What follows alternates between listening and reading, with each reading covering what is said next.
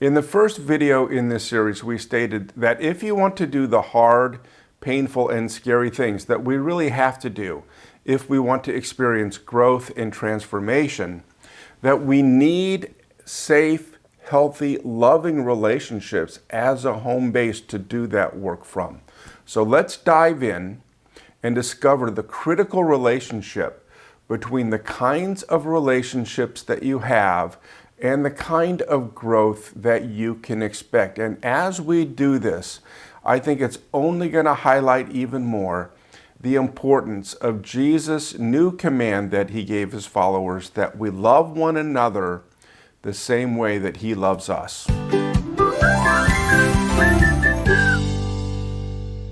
Hi everybody, I'm Greg from Heart Tools, where we make it simple to build great relationships. And if you find yourself in a position where you want to help other people grow and experience real transformation in their lives, whether you're a pastor, the leader over a ministry area, or a small group leader, it's really critical to understand the connection between the kind of relationships that you develop and the kind of growth and transformation that people can experience. And in order to do that, we need to grasp one elusive truth that I think escapes us quite a bit and makes growth very difficult. And this is a truth that came home to me several years ago when I went to the doctor because I had some problems with my health and I was concerned about. So I went to get some help, and as she was asking me some questions, one of the questions was, well, how's your sleep been lately? And I said, well, sleep's pretty normal. I don't think that's the problem. And she said, well, I'm not so sure. So she sent me to a sleep clinic. So at the clinic, they put these wires on my head and all over my body, and the idea was that they were going to measure some things, and in the morning, they would read that and let me know if I had sleep apnea and if I could benefit from a CPAP machine. Well, they woke me up after 3.5 hours and said, we want to put you on a CPAP machine for the rest of the night because we're afraid you're going to have a heart attack and die here in our sleep clinic, and that would not be good for us.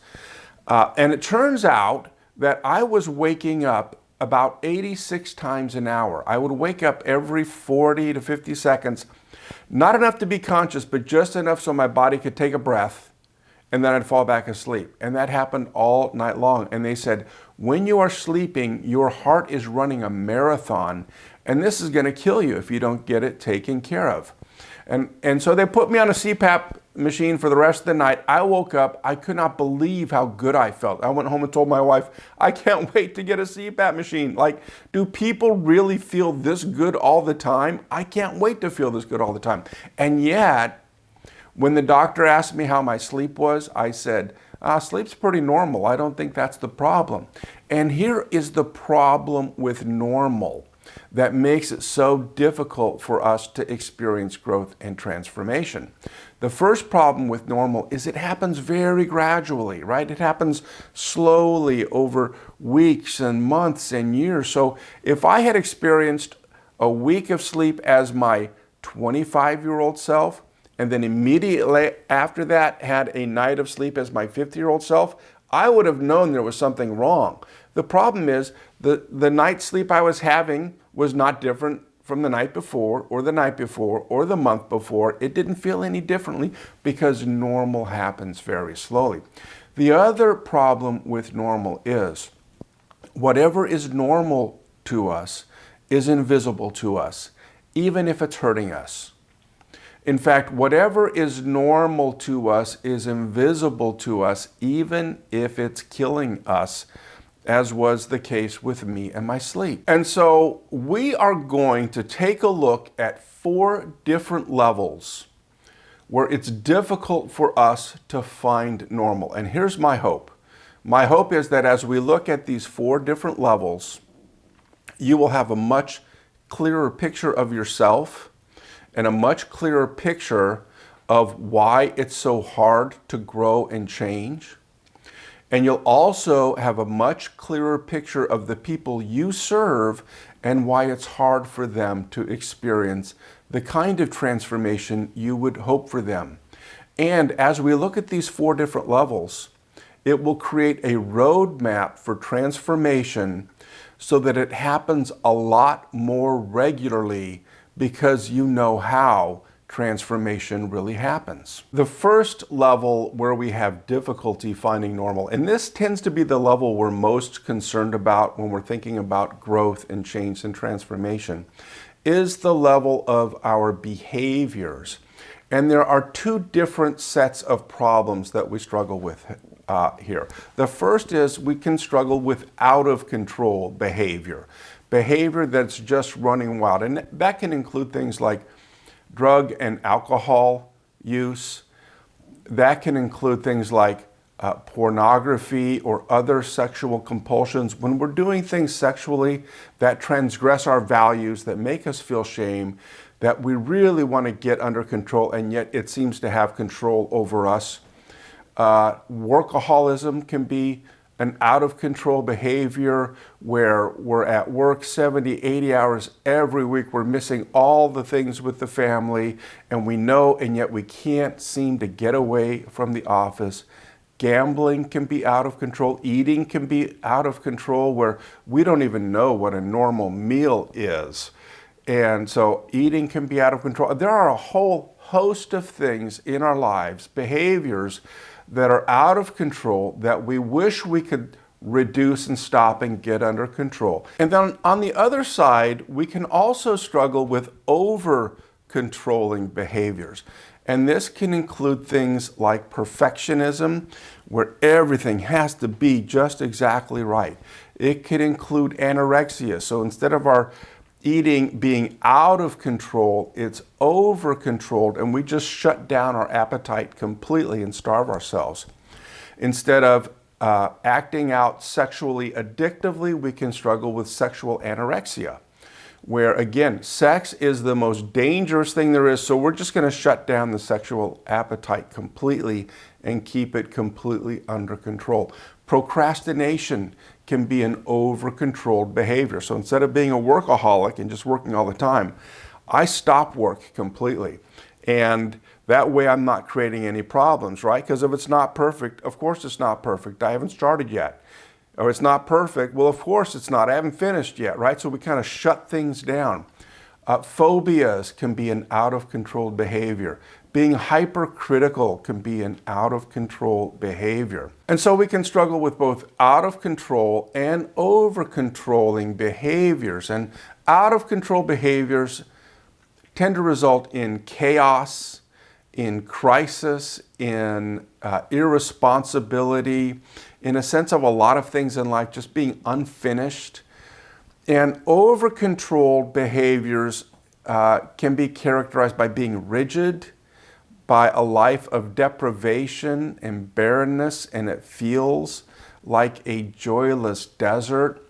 And sometimes we can struggle with things on both sides of this equation. Sometimes we just struggle with one side, and then we get in a relationship with someone on the other side, right? Because I'm out of control, and this person who's over controlled, they look pretty stable. I could use some stability. Or I'm over controlled, and this person over here, they're at least having fun. I could use some fun, right? And we think maybe that'll solve it, but it creates its own problems. And as we think about experiencing growth and transformation, this level of behaviors is the level we are most concerned about. And I don't want to minimize that, because I know these things are painful. I know they harm relationships. I know we really want to change them. And yet, as we look at the four levels and see how Jesus approaches transformation, what we're going to discover is this level is actually the least important to pay attention to, because this level is really just symptoms of things happening beneath it. And so another level beneath the level of behaviors is the level of our emotional world. And there are two different areas again in our emotional world where we have a hard time finding normal. The first problem in our emotional world is we can build a huge reservoir of emotional pain. The way life is supposed to work is that I experience something, maybe I lose something that's meaningful to me, and I grieve it, right? I'm sad, I grieve it, I let it go, and the grief is metabolized and I move on with life. Or maybe I feel guilty because I've done something wrong, so I confess and I apologize, I make amends, and the guilt is metabolized and go away. It doesn't store up. The problem is, in our culture, we have this idea that we're supposed to feel happy all the time, and if we don't, we're not doing life right somehow. So we tend to bury our painful feelings. And so if I'm the kind of person who does not want to feel sad, and every time something happens that causes me sadness, I just ignore it, I suck it up, right?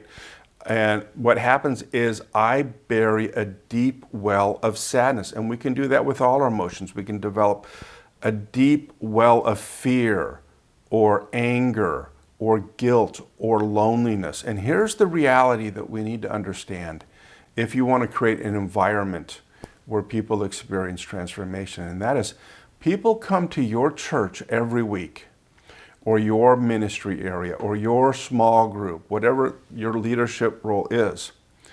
People show up every week and they have more loneliness in their heart than any human being was meant to endure, right? Or they have more anger stored up in their heart than any human being was meant to endure. And you know what they call it? They call it normal, because it doesn't feel any different than it felt yesterday or last week or last month or last year. Because what's normal to you is invisible to you, even if it's hurting. So we can build up a huge reservoir of emotional pain. And then on the other side of our emotional world, we can experience what I call an absence of delight. You were created to live with an abundance of delight in your heart. You were created to feel joy about your relationship with your kids, or an excitement about your career or your next vacation. You're supposed to get up and say, man, I'm so glad I get to have a date night with my wife tonight. I'm looking forward to that. I'm so thankful for my relationship with God and all that He's doing for me. Or I wake up with a calm sense of well-being or purpose or satisfaction. And there are people in your church or your ministry area or your small group who haven't experienced any of that for weeks or months or years, right? Life is just a rat race. They just get up and they just grind, and they haven't experienced a heart full of delight for so long. And you know what they call it? They call it normal. And what happens is the level of our emotional world flows up and impacts what's going on in our behavioral world, because the purpose of the out of control and the over-controlled behaviors is to help us cope with this reservoir of pain that we're experiencing, or this shortage of delight that we are experiencing. Because I have all this pain, I need something to help me numb this pain. I just want to feel good for 5 minutes. Or I don't have any delight, so I want to have a substitute that at least makes me feel excited about something for 5 minutes. And so what happens on the second level impacts the first level. And then beneath the second level, there is a third level. And this is the level of our relational patterns. And again, there are two different sorts of problems we experience here. First, we can normalize the presence of destructive patterns in our relationship. We can have a relationship that's abusive, a relationship where we get a lot of criticism or judgment from someone. We're never quite doing it right. We can be in relationships that are controlling. We can be in abandoning relationships where if we don't do exactly the right thing, the person just goes away for a while to punish us. We can be in neglectful relationships. We can be in relationships where people are sarcastic or cross our boundaries regularly. We can experience all these kinds of things where if someone else were to watch our behaviors, they would think, like, how do you even live this way, right? Maybe you've experienced that where you've gone to someone's house for the holidays and you see the way they treat one another. And it's just so obvious to you. How do you live this way so we can have all these behaviors and we call it normal? Because whatever is normal to you is invisible to you. And it gets to the point where we don't even realize that all these destructive patterns are happening on a regular basis. Then on the other side, we can experience problems from the absence of constructive behaviors, or perhaps we could say the absence of nurturing behaviors. You were created to live in relationship where you receive encouragement on a regular basis, or where you receive affection, whether it's verbal affection or physical affection with hugs and things like that. That's supposed to be a regular part of your day. You are supposed to live in relationships where you have someone's complete attention for a significant amount of time on a regular basis. Or relationships where someone's attuned to you. If you remember the old radio stations where you just had to tune the dial just right to get it in, you were meant to experience someone tuning into you and say, I just really want to get you, right? You were meant to be in relationships where if someone does something wrong, they apologize to you. They take responsibility, say, you're valuable enough, I'm going to take responsibility, I'm not going to do that again. You are meant to live in relationships where you are appreciated for who you are and for what you do. You are meant to hear things like, you know what I really like about you? You know why I'm glad you exist? These are supposed to be regular parts of our day, and there's some people who come to your church every week, or your ministry, or your small group, and they haven't experienced this regularly for weeks, months, years, if at all. And you know what they call it? They call it normal, because whatever's normal to you is invisible to you. And once again, what happens on this level flows up to the level above it. So what happens in the relational patterns is what creates the reservoir of pain on the emotional level, or creates this shortage of delight on the emotional level. So the flow is upward. Then beneath the level of the relational patterns is the level of our belief systems. And for our purposes today, I want to focus in on two different sets of beliefs. The first set of belief is, I'm only lovable if. And we can collect these I'm only lovable if beliefs. For example, I'm only lovable if I'm helpful. And if I stop being helpful, I'm not lovable anymore. I'm only lovable if I'm funny. I'm only lovable if I don't create problems. I'm only lovable if I make enough money. I'm only lovable if I'm sexual. I'm only lovable if I don't need anything from anybody. We can collect a host of I'm only lovable if beliefs. And then on the other side, we can collect these I'm not lovable because beliefs, right? Like, I'm not lovable because I was abused, and kids who are abused, the reason they're abused is because they're not lovable. No one abuses lovable kids. I'm not lovable because my mom left, and moms don't leave lovable kids. I'm not lovable because that thing that I did 20 years ago, and even though I confessed it and apologized and made amends, people who do that kind of thing are no longer lovable. So we collect both of these. I'm only lovable if, and I'm not lovable because kinds of beliefs. And once again, there's a flow upward. Since I'm only lovable if or not lovable because, I'm going to put up with some of these destructive relational patterns because I'm really not that valuable anyway. And since I'm not lovable because, or I'm only lovable if, I don't expect people to exhibit nurturing behaviors towards me because I'm really not that lovable anyway. I'm just really trying to hang on and make it here. I'm not going to make a big deal about this because I'm not lovable. Now, if I was lovable, I'd put a stop to it, right? I'd treat myself with more value and respect. But since I'm not lovable, I let these relational patterns continue. And since they're continuing, I have this reservoir of pain and this absence of delight. And since that's happening, I have these out of control behaviors and over control behaviors. And since I can't put an end to that, it goes all the way back to the bottom. And I say, see, that's just proof that I'm not really lovable. So how do we get out of this? I believe that Jesus' idea was to start and focus on the area of relational patterns. I think this was his strategy. That's why when the Son of God came to earth, he didn't write a book. He didn't raise an army. He didn't start a political party. What he did was he chose a group of people and he spent 3.5 years in relationship with them, loving them well. And after that, he said, now you know what that looks like and feels like and smells like. I'm giving you a new command.